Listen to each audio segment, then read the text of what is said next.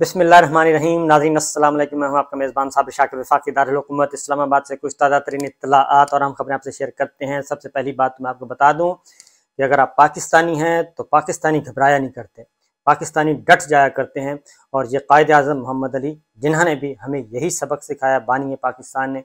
और जिन शायर मशरक़ अल्लामा मोहम्मद इकबाल, जिन्होंने इस पाकिस्तान का ख्वाब देखा था, उन्होंने भी हमें यही दर्स दिया है कि हर वक्त जनाब ताज़ा दम रहना है और लड़ते रहना है और ताज़ा दम हो के हमेशा मैदान में उतरना है और फतूहात आपका मुक़द्दर होंगी। और मायूस नहीं होना अल्लाह ताला से, बिल्कुल। ये मैं आपको बता दूं कि अल्लाह ताला से मायूस नहीं होना, तगो करनी, स्ट्रगल करनी है, जिद्दोजहद करनी है और वो करते रहें। इंशाअल्लाह पाकिस्तान तरक्की की तरफ गामजन होगा और बहुत जल्द होगा। और ये जो कुछ भी फेक ड्रामे किए जा रहे हैं, जो एक जबर है और बुनियादी इंसानी हकूक़ की जो पामाली की जा रही है इस वक्त पाकिस्तान में 14 जमाती हुक्मरान इत्तेहाद, उसके खाते में एक एक चीज़ लिखी जा रही है और दुनिया देख रही है कि ये कितनी जालिम हुकूमत है कि बुनियादी इंसानी हकूक़ मुअत्तल हैं। ख़वातीन हज़ारों सैकड़ों लोग जो हैं, हज़ारों लोग बल्कि वो तो जेलों में हैं ही हैं, उनमें ख़वातीन भी शामिल हैं और उन ख़वातीन की हालत क्या है कुछ पता नहीं है। ये जो कुछ भी किया जा रहा है, बुनियादी इंसानी हकूक़ की खिलाफ वर्जियाँ की जा रही हैं, आलमी बिरादरी भी देख रही है। ये पाकिस्तान की तारीख़ में दौरे हाज़िर में ये इस तरह बदतरीन दौर कभी नहीं आया। लेकिन अगर कोई ये समझता है और ये 14 जमाती हुक्मरान इत्तेहाद और वो समझते हैं जनाब हम बड़े ताकतवर हैं, तो ये मुमकिन नहीं है कि आप इतने ताकतवर हों कि पाकिस्तान के 25 करोड़ अवाम को ग़ुलाम बना सकें और उनको एक ऐसी ज़िल्लत वाली ज़िंदगी दें जिसका उन्होंने कभी सोचा भी नहीं था। ये मुमकिन नहीं है। पाकिस्तान के अवाम गयूर भी हैं, मेहनत कश भी हैं और ईमानदार भी हैं और दयानतदार भी हैं। और पूरी दुनिया में जहाँ जहाँ पाकिस्तानी मौजूद हैं, जिनको हम ओवरसीज़ पाकिस्तानीज़ कहते हैं, मैंने कोई एक मुल्क भी ऐसा नहीं देखा जहाँ पे हमारे पाकिस्तानी भाई काम कर रहे हों और वो नाकाम हुए हों। बैरूनी दुनिया में अगर तमाम पाकिस्तानी कामयाब हैं और तरक्की कर रहे हैं और हर रियासत में जहाँ जहाँ वो रहते हैं उस रियासत में अहम कलीदी किरदार अदा कर रहे हैं, तो फिर क्या वजह है कि पाकिस्तान में हम ये काम क्यों नहीं कर सकते? वो इसलिए नहीं कर सकते कि हमारा जो निज़ाम है वो जकड़ा हुआ है, वो इस तबदादी शिकंजे में जकड़ा हुआ है। हम आज़ाद तो हो गए थे लेकिन आज़ाद नहीं हुए और कायद आज़म मोहम्मद अली जिन्ना जल्द दुनिया से रुखसत हो गए और उसके बाद से लेके आज तक जो इस मुल्क के साथ खिलवाड़ खेला गया वो हमारे सामने है। और ये सब कुछ इसलिए हो रहा है कि पाकिस्तान के अवाम को उनका हक़ के हुक्मरानी और हक़ के वोट नहीं दिया गया और आईने पाकिस्तान को तस्लीम नहीं किया गया। आईने पाकिस्तान को तस्लीम किया जाए तो फिर कोई मसला नहीं है कि पाकिस्तान इस्लामी फलाही रियासत न बन सके, वो बन सकता है। और उसकी मिसाल जो है वो पिछले 3.5 साल मौजूद हैं, जिसमें छोटे छोटे काम किए गए लेकिन बहुत अच्छे अच्छे काम किए गए। और जो दुनिया में बाहर की दुनिया में जो आम शहरी जो हैं वो हासिल करते थे मराआत, वही पाकिस्तान में मराआत दस्तयाब थी। यानी हेल्थ कार्ड, आप देखें हेल्थ कार्ड कितना बड़ा एक हर ख़ानदान के लिए था। 10-12 लाख रुपया गवर्नमेंट दे रही थी, रियासत दे रही थी। रियासत माँ की जैसी होती है, तो जब ऐसे ऐसे इकदाम किए जा रहे थे और तालीम के हवाले से बहुत ज़्यादा और गुड गवर्नेंस आ रही थी, सब कुछ आ रहा था, करप्शन का खात्मा हो रहा था। लेकिन फिर ये सारी की सारी काया पलट दी गई और वो इसलिए पलट दी गई कि ये तो एक वेलफेयर स्टेट अगर बन गई तो फिर जो दूसरे मामलात हैं वो कैसे हल होंगे। सिक्योरिटी स्टेट से हमने वेलफेयर स्टेट की तरफ जाना था, सिक्योरिटी स्टेट से हमने जियो इकोनॉमिक की तरफ जाना था। तो ये सारी चीज़ें जो हो रही थी, टर्न हो रही थी, टेबल टर्न हो रहा था, तो एन उस वक्त ये सारे का सारा काम किया गया और जनरल बाजवा ने ड्राइंग रूम में बैठ के जो गलत फैसले किए उसका खमियाजा आज पूरी कौम भुगत रही है, पूरा मुल्क भुगत रहा है और पूरी रियासत भुगत रही है। लेकिन इस सब के बावजूद जी पाकिस्तान तहरीक इंसाफ के साथ जो मामलात हैं वो बदस्तूर जारी हैं और विकटें धड़ाधड़ उड़ाई जा रही हैं और विकटों को बल्कि उड़ाई नहीं जा रही, वह विकटें उखाड़ के ग्राउंड से ही निकल जाते हैं, विकटें साथ ही ले जाते हैं। तो ये सब कुछ हो रहा है। आज भी बहुत सारी विकटें गिराई गई और उनमें सबसे बड़ी विकेट जो थी वो गवर्नर सिंध इमरान इस्माइल थे। उन पे भी मुझे काफ़ी हैरत हुई और अली जैदी साहब पे भी काफ़ी हैरत हुई, क्योंकि जो ख़वातीन के साथ तो मैं समझता हूँ कि ख़वातीन के साथ तो जो कुछ हुआ, लेकिन ये जो दोनों रहनुमा जो अली जैदी साहब और गवर्नर सिंध इमरान इस्माइल साहब गए हैं और बड़े पुराने साथी थे उनके, तो वो चले गए और बग़ैर कोई वजह बताए। تو میرا خیال ہے کہ ایسے کڑے وقت میں ان کو ساتھ ہونا چاہیے تھا، اور سب مصیبتیں آتی ہیں، صعوبتیں برداشت کرنی پڑتی ہیں، لیکن اس طرح نہیں کرنا چاہیے تھا۔ گورنر سندھ کی ان کو پوسٹ دی گئی تھی اور وہ اسٹیج پہ ہر وقت ساتھ ہوتے تھے۔ بہرحال یہ جو پاکستان تحریک انصاف پہ ٹائم چل رہا ہے، اس میں بہت ساری چیزیں سمجھ آ رہی ہیں کہ دودھ پینے والے مجنو جو ہیں وہ آہستہ آہستہ الگ ہو رہے ہیں، اور جو پہاڑ کھودنے والے ہیں، یعنی کہ محنت کش لوگ جو ہیں، جنہوں نے واقعی پاکستان تحریک انصاف اور دکھ درد بھی برداشت کرنے کے لیے تیار ہیں، مصیبتیں بھی برداشت کرنے کے لیے تیار ہیں، تو وہ بدستور پاکستان تحریک انصاف میں موجود ہیں۔ عمران خان صاحب نے ایک کمیٹی تشکیل دے دی ہے جو کہ اہم ڈیولپمنٹ ہے۔ میں نے آپ کو بتایا، میرے مین نیوز چینل پہ جا کے آپ سن لیں گے، تو میں نے وہاں کچھ باتیں بتائی ہیں لیٹسٹ ڈیولپمنٹ کے حوالے سے، اور اسی کی طرف یہ جا رہا ہے کہ پاکستان تحریک انصاف ایک نئی طاقت، ایک نئے جذبے اور ایک نئے ولولے کے ساتھ آئے گی۔ نئی پاکستان تحریک انصاف ہوگی، عمران خان صاحب وہی ہوں گے لیکن نئے عمران خان کے روپ میں آئیں گے، اور معاملات کو اپنی ڈرائیونگ سیٹ میں دوبارہ بیٹھیں گے، اور معاملات ان کے حق میں بہت جلد بہتر ہو جائیں گے۔ یہ ایک چل رہا ہے، ویو چل رہی ہے، اور ویو جو ہے یہ بڑی ہی خطرناک ویو ہے، اور یہ پرسنالٹی کلیش ہے۔ میں بار بار کہہ رہا ہوں، پرسنالٹی کلیش ہے۔ اپنی ذات سے اٹھ کر جب تک نہیں سوچا جائے گا، اللہ تعالیٰ نے آپ کو اقتدار دیا، اختیار دیا، بڑے عہدوں سے نوازا، تو اگر ذاتیات میں پڑے رہیں گے تو چیزیں پھر اللہ تعالیٰ بھی ان چیزوں کو پسند نہیں کرتا۔ اللہ تعالیٰ بھی درگزر کرنے والوں کو پسند کرتا ہے، اور یہی چیز ہے۔ تو دیکھتے ہیں کیا ہوتا ہے، کوئی سمجھداری کے فیصلے کچھ کیے جاتے ہیں یا نہیں، ہوش کے ناخن لیے جاتے ہیں یا نہیں، یہ آنے والے دنوں میں پتہ چل جائے گا۔ لیکن میرے پاس جو خبر ہے جی وہ ہے کہ اس ساری ایپیسوڈ میں، یہ سارا جو سیگمنٹ ہوا ہے، اس سیگمنٹ میں مریم صاحبہ اور نون لیگ کے پلے کچھ نہیں آنے والا۔ مریم صاحبہ اور نون لیگ کے پلے کچھ نہیں آئے گا، یہ میری ایک خبر ہے، اور اس کی ریزن یہ ہے کہ بہت ساری چیزیں اب سامنے آ چکی ہیں، بلیک اینڈ وائٹ میں سامنے آ چکی ہیں۔ 9 مئی کے واقعات میں گلو بٹ جو ہیں وہ موجود تھے، گلو بٹ موجود تھے، اور پھر جس طریقے سے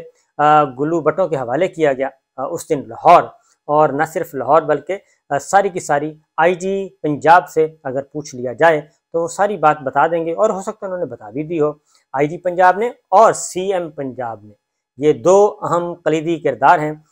وہ بتا سکتے ہیں کہ 9 مئی کو پولیس کدھر تھی، اور پولیس کی چوکیاں کیوں ختم کی گئیں، پولیس کو کیوں ہٹایا گیا، پولیس نے مزاحمت کیوں نہیں کی، پولیس نے راستہ کیوں نہیں روکا، پولیس نے کارڈن آف کیوں نہیں کیا۔ یہ ساری کی ساری باتیں وہ بتا سکیں گے۔ 2 کردار، آئی جی لاہور یعنی کہ آئی جی پنجاب، اور ساتھ ہی وزیر اعلیٰ نگراں محسن نقوی صاحب، یہ 2 لوگ جو ہیں بڑے امپورٹنٹ ہیں۔ اس کے بعد اب جس طریقے سے پارٹی تو توڑی جا رہی ہے، اور وہ تو اپنی جگہ پہ موجود ہے، لوگوں کو صبح دوپہر شام ایک ہی پرچی دی جا رہی ہے، اور وہ بیان حلفی پڑھ کے سناتے ہیں، اور پہلے تو پس پردہ معاملات طے ہوتے ہیں، اور اس کے بعد پھر وہ پرچی دی جاتی ہے، وہ آ کے سنا دیتے ہیں۔ لیکن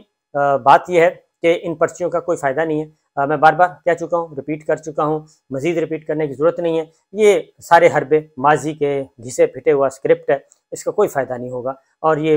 وقتی طور پہ آپ کو ٹھیک ہے فوٹو سیشن مل رہے ہیں، فوٹو مل رہے ہیں، خبریں مل رہی ہیں، اور ٹی وی چینلز پہ، اخبارات پہ بہت زیادہ آپ کے جو لائک مائنڈڈ ہیں وہ بہت زیادہ اس کو کوریج دے رہے ہیں، اور ٹائم بھی ایئر ٹائم آپ نے کیپچر کیا ہوا ہے، اور اخبارات میں آپ نے جگہ حاصل کی ہوئی ہے۔ لیکن اس کا کیا ہوگا؟ اس کا کچھ بھی نہیں ہوگا، کیونکہ دیوالیہ جو کمپنیاں ہیں، دیوالیہ کمپنیوں کے ساتھ بینک نہیں چلا کرتے، اور اسی طریقے سے بغیر پولیٹیکل کیپٹل کے، بغیر سیاسی سرمایے کے، بغیر ووٹ بینک کے کوئی سیاسی جماعت چلا نہیں کرتی۔ لوگ فیصلہ کر چکے ہیں، اور ان لوگوں کے فیصلے کو اگر تسلیم نہ کیا گیا، ان کے آگے پل باندھا گیا، تو پھر وہ بڑے سے بڑا پل بھی جو ہے وہ عوام کے سامنے ٹھہرتا نہیں ہے، اور عوامی سمندر جو ہے وہ بہت بڑوں کو بہا کر لے جاتا ہے۔ اور ہم نے انقلاب کا ایران بھی دیکھا ہے،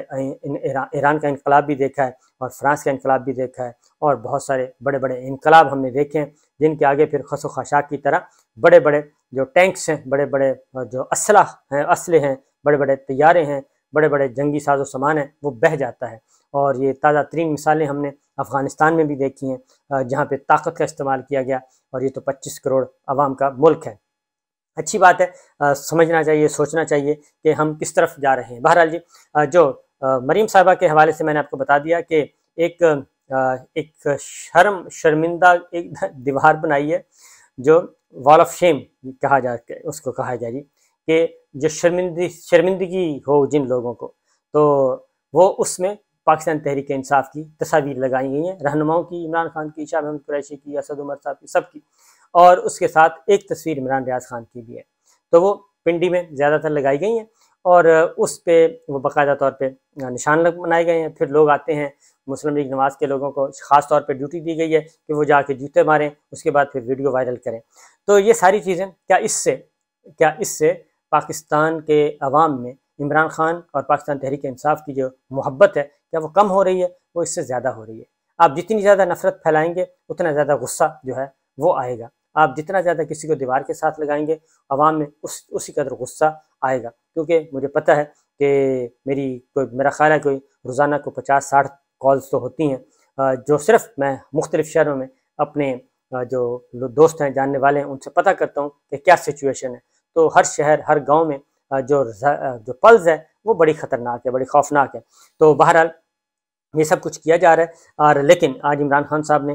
کے ساتھ صحافیوں کی ملاقات ہوئی اور انہوں نے کچھ باتیں کی ہیں، اور ادھر سے کوئی پریشانی والی بات نہیں ہے۔ وہ مکمل طور پہ پر اعتماد تھے، زبردست تھے، سب کچھ تھے، اور وہ پریشان نہیں دکھائی دے رہے تھے۔ اور انہوں نے کہا کہ میں نے ایک کمیٹی تشکیل دے دی ہے اور وہ کمیٹی اب مذاکرات کرے گی۔ کمیٹی کے نام آپ دیکھ لیں، ایک اور اپائنٹمنٹ بھی کر دی ہے۔ اسد عمر صاحب نے سیکرٹری جنرل شپ کی سیٹ سے علیحدہ ہو گئے تھے، پارٹی کو اس نے چھوڑ دیے تھے، پارٹی نہیں چھوڑی تھی، تو ان کی جگہ پہ عمر ایوب خان آئے ہیں سیکرٹری جنرل کے طور پہ۔ ان پہ بھی پچھلے دنوں بڑا تشدد کیا گیا تھا، دوبارہ وہ آ گئے ہیں اور اچھی سوچ کے مالک ہیں، پڑھے لکھے ہیں۔ تو جو باقی اب ایک کمیٹی بھی تشکیل دے دی ہے جو مذاکرات کرے گی بوتھ سائڈز، اور شاہ محمود قریشی صاحب ہیں، پرویز خٹک صاحب ہیں، اسد عمر صاحب، حلیم عادل شیخ ہیں، اون عباس بپی سینیٹر، اور مراد سعید صاحب ہیں، اور حماد اظہر صاحب ہیں۔ یہ مذاکراتی ٹیم ہے، 7 ممبرز کی ٹیم ہے، انہوں نے تشکیل دے دی ہے۔ اور ساتھ ہی ساتھ انہیں ایک اور بھی، اب وہ اپنی تیاری کر رہے ہیں۔ ان سے پوچھا گیا کہ جناب آپ کو اگر ڈسکوالیفائی کیا جاتا ہے تو پھر پارٹی کون چلائے گا؟ تو انہوں نے کہا شاہ محمود قریشی صاحب اور پرویز خٹک صاحب یہ ہوں گے، اس کے بعد میرے نائب جو ہیں وہ یہ ہیں۔ تو شاہ محمود قریشی صاحب اور پرویز خٹک صاحب، جناب اب وہ کلیئرٹی کے ساتھ خان صاحب آ رہے ہیں، کیونکہ انہوں نے کافی سوچ لیا ہے، کافی سوچ بچار کی ہے، کیونکہ 9 مئی کے حوالے سے میں آپ کو بتا دوں کہ 9 مئی کے معاملے میں بہت اچھی طرح سب کو پتہ ہے، مشرق والوں کو بھی، مغرب والوں کو بھی، شمال والوں کو بھی، جنوب والوں کو بھی، سب کو پتہ ہے کہ جناب 9 مئی کا معاملہ جو ہے وہ جیسا بیان کیا جا رہا ہے ایسا ہے نہیں، بلکہ اس کے پیچھے بڑے چھپے ہوئے راز ہیں، اور جب ذرا مطلع صاف ہوگا تو وہ راز بھی کھلتے جائیں گے۔ لیکن فی الوقت یہ ہے کہ خان صاحب نے کہا ہے کہ ایک اور بات بھی کہی انہوں نے گفتگو میں کہ آرمی چیف کے حوالے سے خاص طور پہ کچھ گفتگو ہوئی ہے۔ انہوں نے یہ بھی کہا ہے کہ یہ جو باتیں بیان کی جا رہی ہیں وہ بالکل غلط ہیں، بشرا بی بی والی، اور انہوں نے فرسٹ ٹائم اب صحافیوں کو بھی بتا دیا۔ انہوں نے کہا کہ یہ چیزیں کچھ اور بھی ہیں لیکن وہ بتاؤں گا، لیکن خان صاحب نے کہا ہے کہ ان کی پوری کوشش ہے کہ الیکشن یہ نہ کروائیں، اکتوبر میں بھی ان کا کوئی ارادہ نہیں ہے الیکشن کروانے کا، اور ہمیں بہت ساری انفارمیشن ہیں ہمارے پاس، اور اس لیے ہم ویسے نہیں بیٹھے اور ہمیں کمزور نہ سمجھا جائے، ہم انشاءاللہ واپس بھی آئیں گے، آئین پاکستان کے تحت آئیں گے۔ پھر ایک اور بات انہوں نے کی، انہوں نے کہا کہ یہ فوج بھی میری ہے اور ہم بھی فوج کے ہیں، جو چاہتے ہیں کہ میری فوج کے ساتھ لڑائی ہو جائے گی وہ احمقوں کی جہنم میں رہتے ہیں، اور میری لڑائی فوج کے ساتھ نہیں ہوگی، نہ ہی ہم نے فوج کے ساتھ لڑنا ہے۔ انہوں نے کہا کہ خان صاحب نے یہ ایک بات پوچھی گئی، انہوں نے کہا جی آپ کی جماعت توڑی دی گئی ہے، انتظامی ڈھانچہ ختم کر دیا گیا ہے، کئی لوگ روپوش ہو گئے ہیں، مقدمات کا انبار ہے، آپ کو الیکشن نہیں لڑنے دیا گیا، آپ کا جو لائن آف کمیونیکیشن ہے وہ ختم کر دیا گیا، اب آپ کیا کریں گے؟ تو عمران خان صاحب نے کہا میں اپنے عوام اور اللہ کی مدد کا انتظار کروں گا، اور عمران خان کا جواب انہوں نے دیا، اور انہوں نے کہا کہ اتنی ریاستی طاقت اور توڑ پھوڑ دیکھنے کے باوجود جو عمران خان صاحب ہیں وہ ان کا اعتماد بڑا زبردست ہے، اور ساتھ ساتھ انہوں نے کہا کہ فوج کا جو ہے جی فوج والا لڑائی شڑائی والا کام، یہ انہوں نے کہا کہ اس کی کوئی چانس نہیں ہے، کچھ بھی نہیں ہے، یہ ایک چند دنوں کے لیے آیا ہے۔ اور پھر ایک اور بات بھی انہوں نے کی کہ اگر آپ کو ذوالفقار علی بھٹو صاحب کی طرف پھانسی دے دی گئی تو انہوں نے کہا کہ اس کے لیے بھی میں تیار ہوں، اور اللہ زندگی اور موت اللہ تعالیٰ کے اختیار میں ہے، اللہ تعالیٰ نے بچانا ہوگا تو میں بچ جاؤں گا، اگر اللہ تعالیٰ نے میری موت اسی طرح لکھی ہے تو میں مر جاؤں گا، لیکن اپنی بات کرتا رہوں گا، اپنی بات سے پیچھے نہیں ہٹوں گا۔ یہ خان صاحب نے جاندار گفتگو کی ہے۔ ان سے پوچھا گیا کہ جب یہ کہ ذوالفقار علی بھٹو کے ساتھ جو ہوا ہے وہ دوبارہ ہو سکتا ہے اور آپ کے ساتھ ہو سکتا ہے۔ تو خان صاحب نے جواب دیا بالکل ہو سکتا ہے اور میں اس کے لیے تیار ہوں، زندگی موت اللہ کے ہاتھ میں ہے۔ تو یہ ہے جی صورتحال۔ تو مریم صاحبہ کے لیے کوئی اچھی خبریں نہیں ہیں، اور عمران خان صاحب کے لیے آنے والے دنوں میں اچھی خبریں آ سکتی ہیں، کیونکہ اب انہوں نے ذرا اپنے آپ کو ری وزٹ کیا ہے، ری تھنکنگ سٹارٹ کی ہے۔ اجازت دیجیے، اللہ حافظ۔